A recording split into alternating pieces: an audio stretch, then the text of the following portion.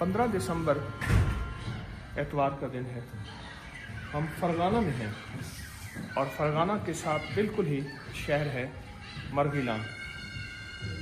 ये रेशम, अब रेशम जिसे कहते हैं, ये हमारी दवाओं में भी इस्तेमाल होता है, जिसके अंदर रेशम का कीड़ा होता है। इसी रेशम के यहाँ हाथ का काम हो रहा है सारा, और रेशम का कपड़ा, रेशम का धागा, ये सारा का सारा वही बन रहा है। माहिरीन है यहाँ, और मर्गिलान पूरे मुल्क में उन जगहों में है जहाँ रेशम का काम होता है। सारा रेशम का काम होता है। आइए हम बाहर देखते हैं एक रेशम का निजाम। धागा लपेट रहे हैं इसके ऊपर, रेशम का धागा इसके ऊपर लपेट रहे हैं।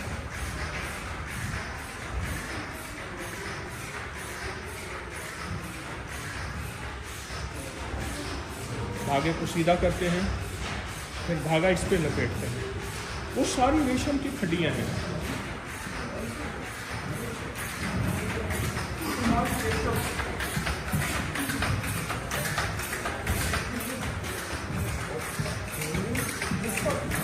रेशम बुना जा रहा है, रेशम बुना जा रहा है सारा इधर भी, और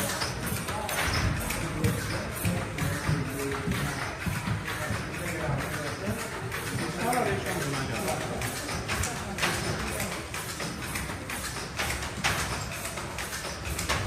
रेशम बुना जा रहा है।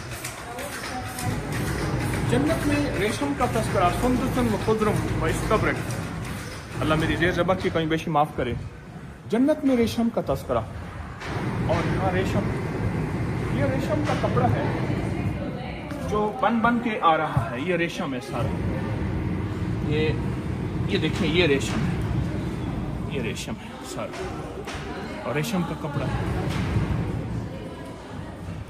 एक हाथ की सनत है जो आज के दौर में हाथ से बनाया जा रहा है, और इसकी बहुत ज़्यादा कदर और कीमत है। मर्गिलान फरगाना में के साथ हम पहुँचे तो शेख बुरहानुद्दीन अबू बकर बिन अली साहिब हिदाया,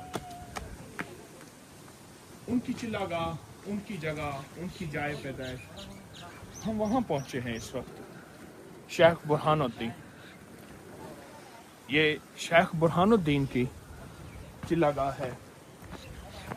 यानी चिल्लागाह से मुराद ये है कि जहाँ उन्होंने तालीम हासिल की, इल्म की रियाजत की, इल्म पे मेहनत की और कोशिश की, दिन रात मुजाहिदे कुर्बानियाँ, ये उनकी चिल्लागाह लिखी हुई है।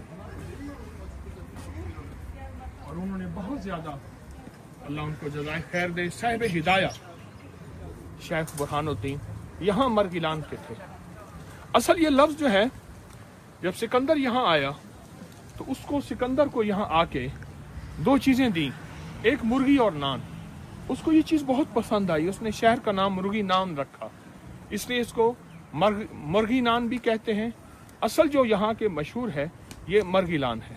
मर्गिलान में हज़रत अबू बकर सिद्दीक़ रज़ियल्लाहु तआला अन्हु की औलाद में से 2 बहन भाई आए, और यहाँ उन्होंने गारों में छुप कर, क्योंकि यहाँ सारा कुफ्र था, आतिश परस्त थे, तो उन्होंने गारों में छुप कर अल्लाह अल्लाह किया और लोगों को अल्लाह अल्लाह सिखाया।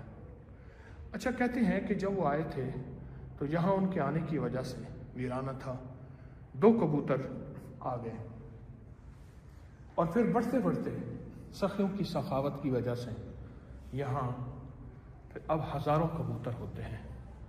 ये तो जानवरों की सूरत हाल है। आज जहाँ जो इल्म के समंदर, और साहिब हिदाया बहुत बड़ी किताब है, बहुत इल्म का समंदर है ख़ुद किताब, इन बुज़ुर्गों की बरकत से सिद्दीक़ अकबर रज़ियल्लाहु तआला अन्हु की ये आल है मर्गिलान फरगाना में। फरगाना के साथ हूँ मैं, और ये वो इलाका है जिसमें करीब इंदिजान में बाबर पैदा हुआ, और बाबर है बुनियाद मुगलिया बादशाहों की। मर्गिलान से हम अब अंदीजान ये बाबर की जाए पैदाइश है। उमर शेख मिर्ज़ा वालिद थे इसके, जो एक फसील से गिलकर मरे थे, बादशाह थे। 12 साल की उम्र में इसको बादशाहत मिली, फिर बादशाहत छिन गई, फिर मिली, फिर छिन गई। ये बाबर का मुजस्मा है और सामने बाबर का मकबरा है। और मकबरा कहते मैं वजाहत करूं कि बाबर आगरा में मरा था। उसकी चाहत थी कि मुझे अफ़गानिस्तान में, और वहीं उसको दफन किया गया, वहीं दफन किया। अब यहाँ की उसकी चाहत ये है यहाँ के लोगों की कि उसकी चूँकि यही पैदाइश है, वहाँ की कुछ मिट्टी लाए उसके कब्र की, और फिर उसका ये मकबरा बनाया। असल मकबरा उसका अफ़गानिस्तान में है। बाबर वो बादशाह है जो मुगलिया हुकूमत की बुनियाद बना, और मुगलिया हुकूमत की बुनियाद बाबर के ज़रिए हुई। फिर हुमायूं आया, फिर अकबर आया, फिर जहांगीर आया, फिर शाहजहां आया, फिर औरंगज़ेब आलमगीर, और औरंगज़ेब आलमगीर के बाद फिर हुकूमत कमज़ोर होती चली गई और अंग्रेज़ का दौर आ गया। तो ये हम वहाँ अंदीजान में आए हैं। अंदीजान बहुत बड़ा शहर है, और अंदीजान के साथ यहाँ एक शहर है छोटा सा, लेकिन उसमें सबसे ज़्यादा फैक्ट्री है गाड़ियाँ बनाने की। तो बाबर की एक तारीख़ है जो बाबर ने तारीख़ बयान की और एक ज़िंदगी गुजारी हैरत अंगेज़ तौर पे। बहुत नेक बादशाह था, बहुत अच्छी सिफात थी। ये साथ मस्जिद है, और ये पहाड़ के ऊपर उसका बाबर का मकबरा है। ये वो कब्र है जो लिखा हुआ है जिसमें कि वो आगरा में और फिर आगरा के बाद काबिल में, यहाँ इसकी कब्र बनाई है। ये पूरा मंजर देखें आप उसके मकबरे का, मस्जिद का।